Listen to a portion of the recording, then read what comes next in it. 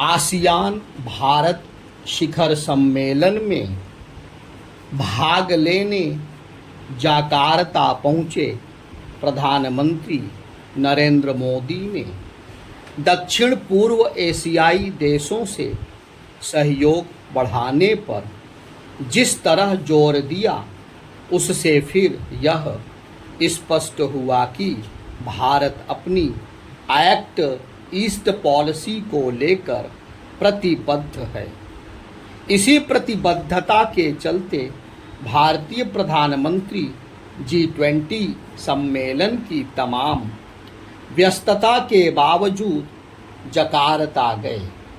उन्होंने आसियान भारत शिखर सम्मेलन के साथ ही पूर्वी एशिया शिखर सम्मेलन को भी संबोधित किया और उसमें यह कहा कि दक्षिण चीन सागर में अंतर्राष्ट्रीय कानूनों का पालन होना चाहिए।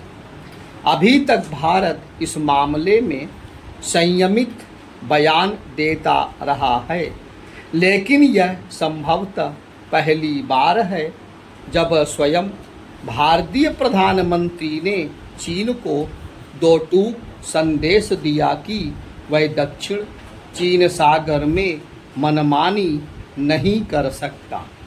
चीन को ऐसा संदेश देना इसलिए आवश्यक था क्योंकि उसकी मनमानी बढ़ती जा रही है। अभी हाल में चीन ने अपना जो नया मानचित्र जारी किया, उसमें दक्षिण चीन सागर के साथ ताइवान, अरुणाचल प्रदेश को अपना हिस्सा बताया। इसके अलावा उसने जापान और आसियान के कई देशों के इलाकों पर अपना दावा जताया।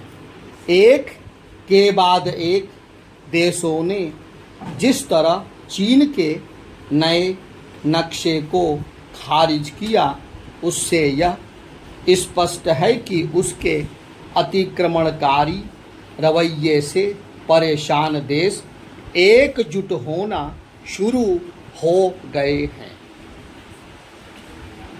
यह अच्छा हुआ कि भारत ने चीन के विस्तारवादी रवैये से त्रस्त देशों के साथ खुलकर खड़े होने का निश्चय किया। यह समय की मांग थी भी है क्योंकि चीन अपनी हरकतों से बाज नहीं आ रहा। इसी कारण केवल उसके पड़ोसी देश ही उसके खिलाफ आवाज़ नहीं उठा रहे, बल्कि अमेरिका, ब्रिटेन, कनाडा और ऑस्ट्रेलिया भी अपनी आवाज़ बुलंद कर रहे हैं। यह मानने के अच्छे भले कारण हैं कि भारत में आयोजित G20 सम्मेलन में चीनी राष्ट्रपति इसीलिए नहीं आ रहे क्योंकि वह यह जान रहे हैं कि उनकी घेरेबंदी हो सकती है। इस सम्मेलन में रूसी राष्ट्रपति भी नहीं आ रहे हैं और उसका कारण यही है कि यूक्रेन युद्ध के चलते वह पश्चिमी देशों का सामना करने से कतरा रहे हैं। G20 समूह के कई देश रूस के खिलाफ मुखर हैं।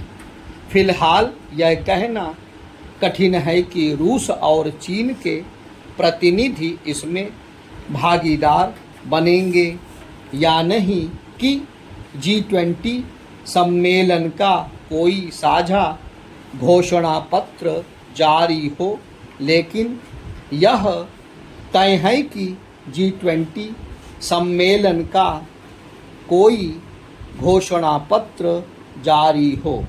चीनी राष्ट्रपति नई दिल्ली इसलिए नहीं आ रहे हैं क्योंकि वह यह समझ गए हैं कि सीमा विवाद के मामले में भारत चीन का डटकर मुकाबला करने को तैयार है। विदेश मंत्री एस जयशंकर तो लगातार यही कहते ही रहे हैं कि सीमा पर पहले जैसी स्थिति बहाल हुए बगैर चीन से संबंध सामान्य नहीं हो सकते। कुछ ऐसी ही बात भारतीय प्रधानमंत्री ने हाल में दक्षिण अफ्रीका में आयोजित ब्रिक्स सम्मेलन में चीनी राष्ट्रपति से कही। अब उन्होंने दक्षिण चीन सागर पर भी चीन को आईना दिखा दिया। ऐसा करना आवश्यक था।